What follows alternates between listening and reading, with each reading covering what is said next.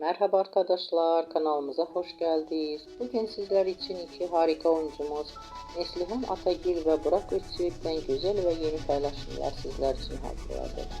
Onlar Kara Sevda dizisinde birlikte rol almış ve herkes tarafından çok beğenilmişti. Biz de sizler için onların güzel fotoğraflarını hazırladık. Bu videoların devamlı gelmesini istiyorsanız kanalımıza abone olup yorum yazmayı unutmayın. Hoşça kalın. Herkese teşekkürler.